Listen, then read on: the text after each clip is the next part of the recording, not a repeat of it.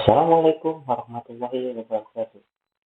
Perkenalkan, nama saya Ahmadudin dari Prodi Sistem Informasi Universitas Terbuka. Nah, di sini saya akan menjelaskan bagaimana membuat sebuah transaksi dalam sebuah basis data. Jadi penjelasannya, transaksi berfungsi untuk menjaga konsistensi data. Jadi supaya terjamin konsistensi data tersebut, terdapat properti-properti dalam transaksi, yaitu ASIN atau Automaticity, Consistency, Isolation, dan Durability. Atomicity merupakan transaksi yang dilakukan seluruh atau tidak sama sekali. Konsistensi merupakan data di dalam basis data harus tetap bersifat konsisten. Isolation merupakan transaksi yang terisolasi dan tidak boleh diganggu oleh transaksi lain. Dan durability merupakan daya tahan data yang harus terjamin. Selain itu, di dalam sebuah transaksi terdapat 5 perintah yang memungkinkan, yaitu aktif, partial, committed, failed, abort, dan commit. Baik, sebelumnya, mari kita mengaktifkan dulu aplikasi SAM untuk membuka MySQL. Ya, kita aktifkan dulu start untuk mode APC dan MySQL. Selanjutnya, kita akan membuka laman atau halaman PHP admin.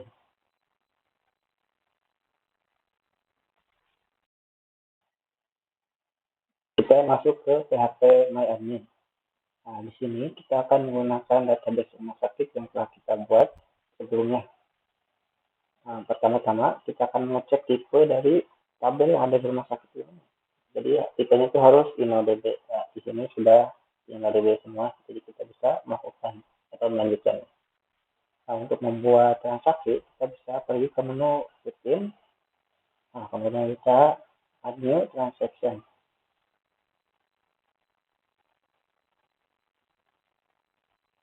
Kita namanya transaksi 1.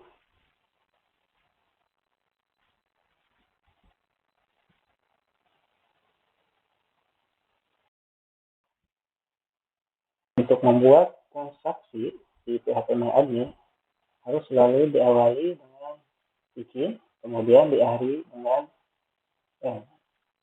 Nah, di sini pertama kita akan menjelaskan tentang perintah commit. Jadi, commit ini adalah sebuah perintah yang menandakan bahwa transaksi telah selesai dilaksanakan dan terjadi sebuah perubahan. Dan sebagai contohnya, saya akan masukkan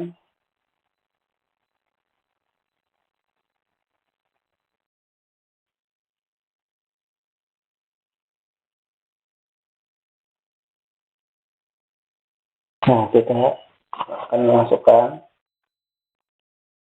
data baru ke tabel pasien dengan nama Danang, ID pasien 6, Jalan Jaya, dan laki-laki. Nah, di sini kita belum menggunakan perintah commit. Kita ingin melihat perbedaan antara tidak menggunakan perintah commit dan juga yang menggunakan perintah commit. Kita mulai, bro.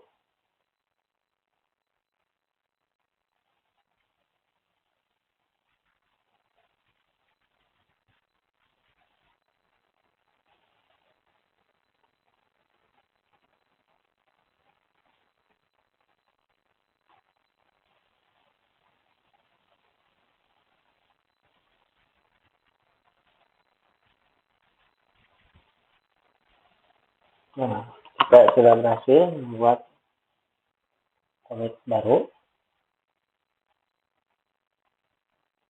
Selanjutnya kita perintah call atau melihat commitnya.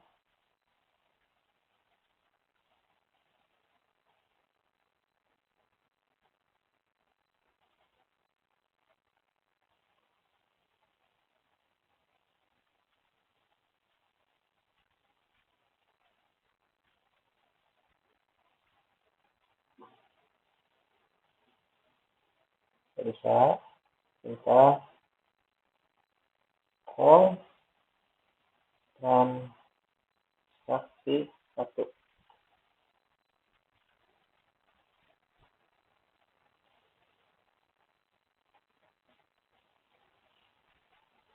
Nah, bisa dilihat di sini ada penambahan dana.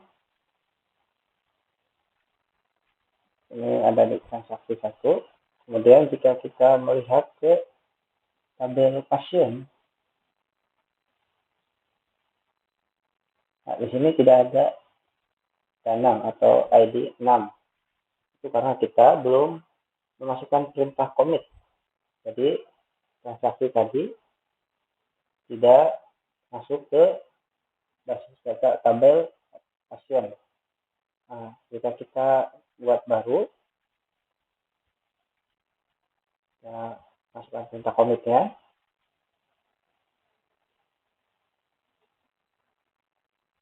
Kita namai transaksi 2.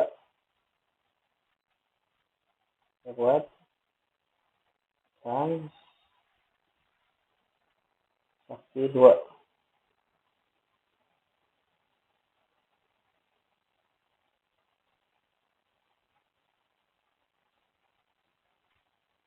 Dan masukkan perintah commit.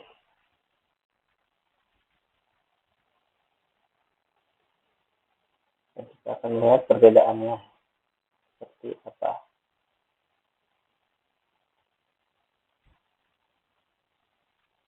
Nah, di sini saya masukkan perintah commit. Dan kita akan melihat perbedaannya.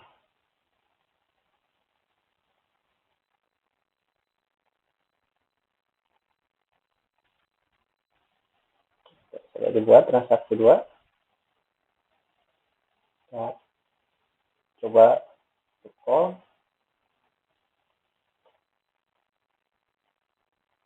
transaksi 2. Nah, ini sama, sudah ada dana. Kemudian kita akan melihat di tabel pasien. Nah, kita melihat bahwa di tabel pasien juga telah bertambah. Artinya dengan melakukan commit, transaksi yang kita lakukan tadi akan juga ditambahkan ke tabel pasien. Selanjutnya,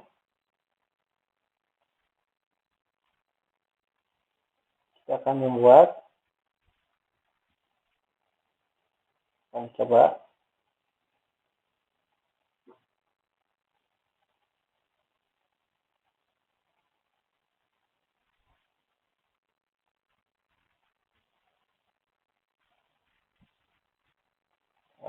mencoba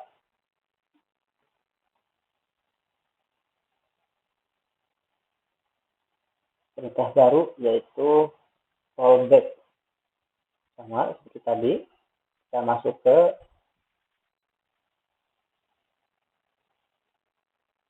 rutin, dan kita create new routine. Kita masukkan transaksi 3.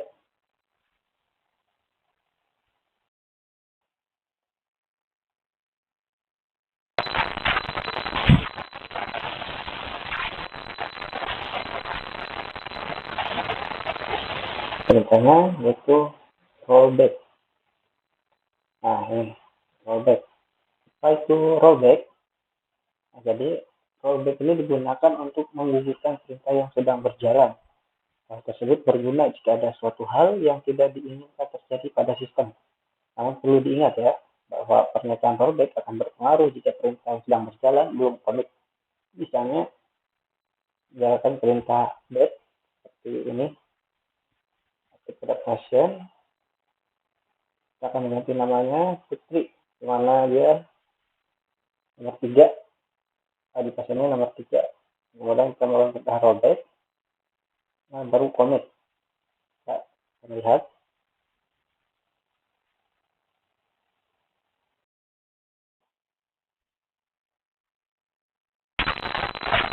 sudah ada, dan kita lihat apakah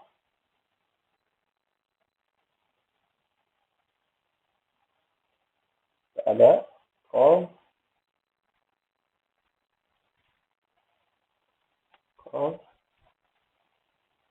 transaksi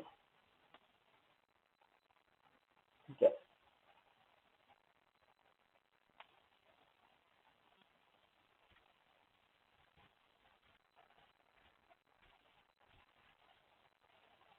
Nah, ini tidak berubah ya. Tadi di rollback, lihat di sini tidak berubah. Jadi data yang kita jalankan tadi, yang ubah namanya menjadi itu tidak jadi karena di rollback sebelum di commit. Kita akan buat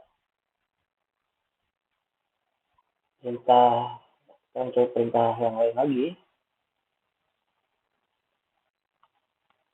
Masuk ke rutin dan transaksi 4.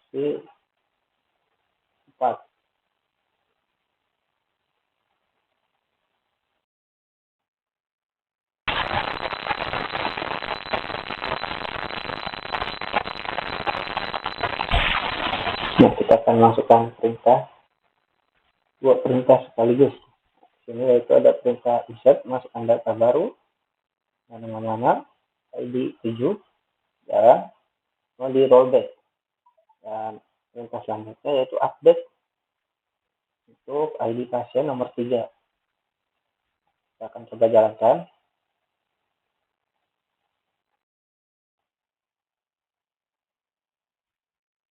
Ya, sudah. Dan kita akan melakukan ngecek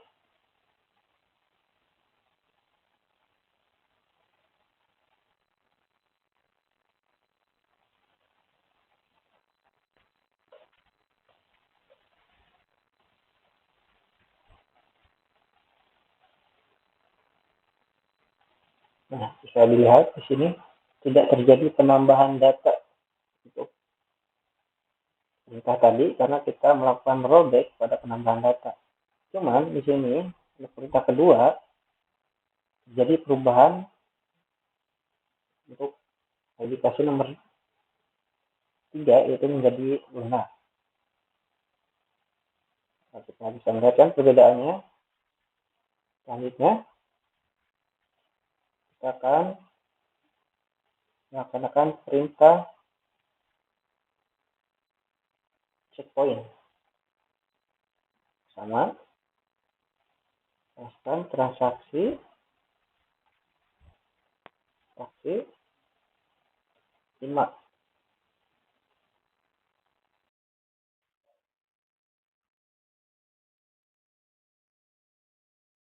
Nah, kita akan memasukkan 3 data.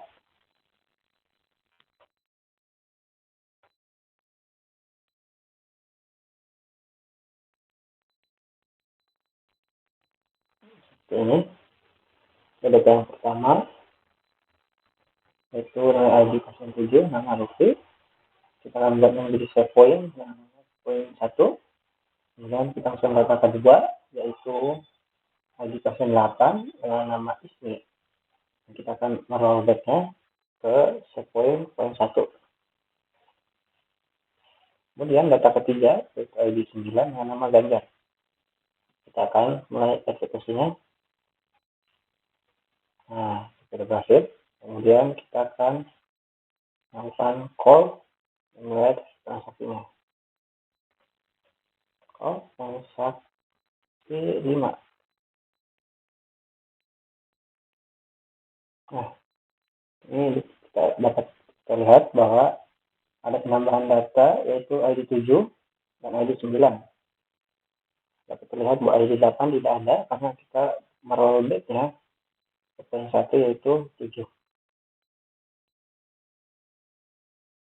Di data pasien ya sama, hanya bertambah 2. Artinya ID 8 tidak ditambahkan karena terrollback. Kemudian saya akan lanjutkan biasanya yaitu trigger.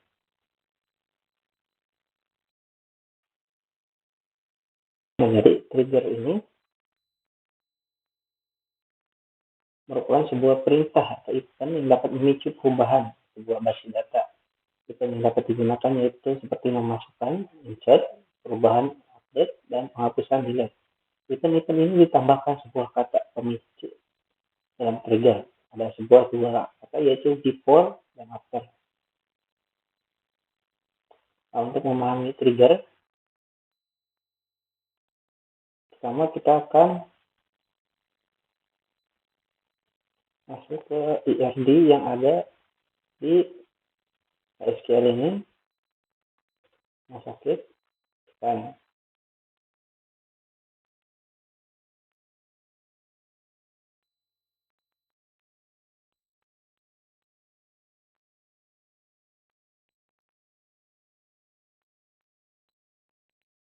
nah ini kemudian dari IRD tersebut kita akan menambahkan dua tabel baru, yaitu tabel obat dan juga tabel transaksi obat.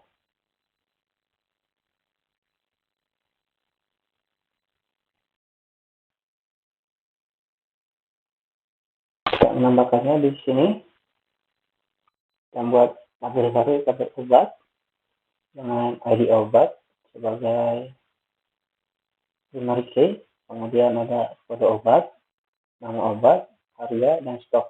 Nah, kemudian tabel transaksi obat ada ID transaksi sebagai primary key, ID pasien, ID obat, jumlah, dan total harga. Kita mulai masukkannya sama eksekusinya. Kita lihat, kita bertambah ID obat dan transaksi obat. Kemudian kita akan masukkan data lagi ke dalam obat ini.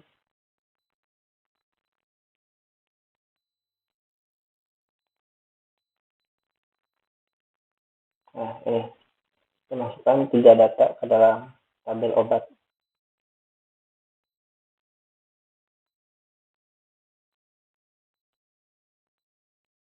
Nah, dapat lihat. Nah, setelah ini kita akan membuat relasinya dulu. Kita membuat relasinya di desain, menu desain. Nah, yang kita rapikan.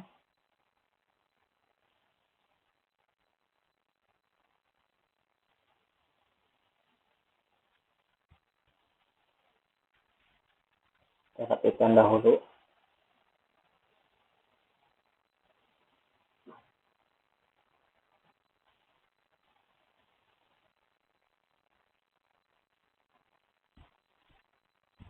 Dan kita save.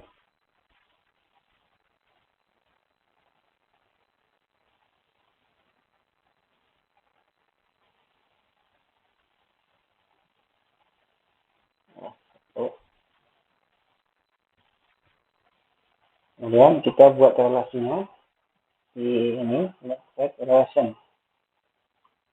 Jadi pasien,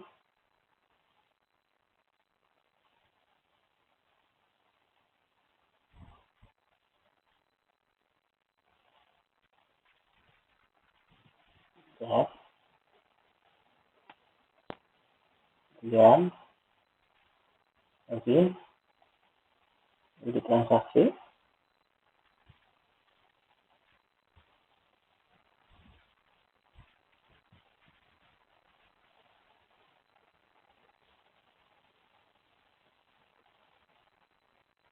di obat.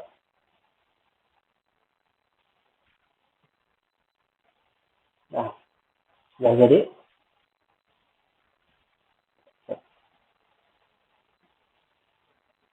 Relasinya dibuat. Selanjutnya kita akan melakukan perintah triggernya. SQL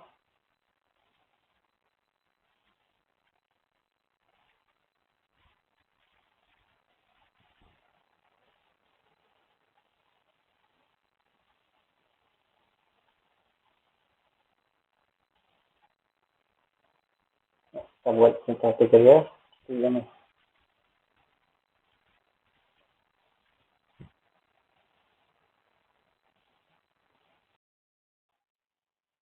Nah, ini delimiter. Jadi delimiter itu sebuah batas awal, sebuah trigger. Kemudian ada trigger dengan tanggal jual after insert on transaksi object for each row.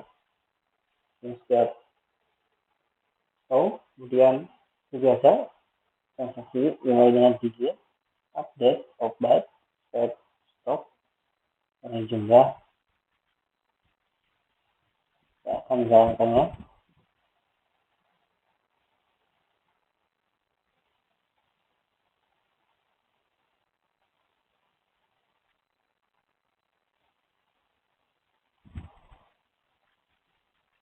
Nah, sudah berhasil.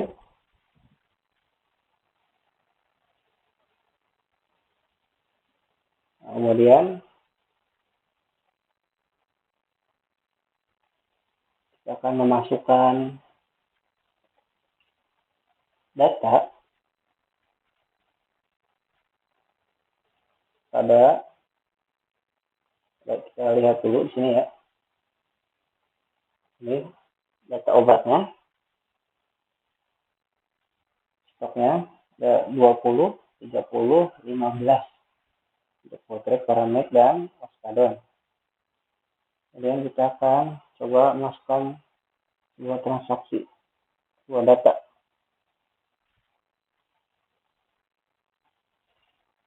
Ada transaksi obat,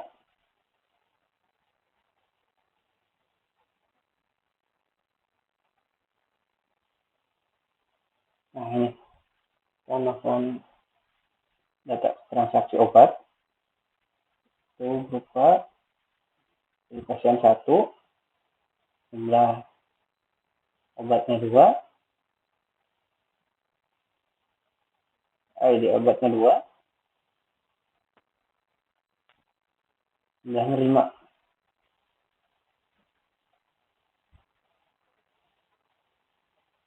Oke, kita coba lihat di obat.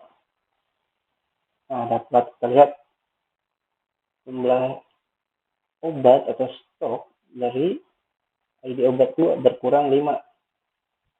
Jadi triggernya berhasil.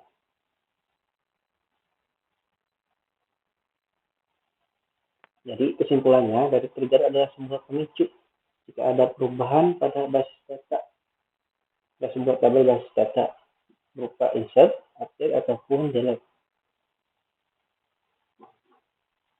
Sekian video dari saya Ahmad Dadin. Bila ada kekurangan, mohon maaf. Assalamualaikum warahmatullahi wabarakatuh.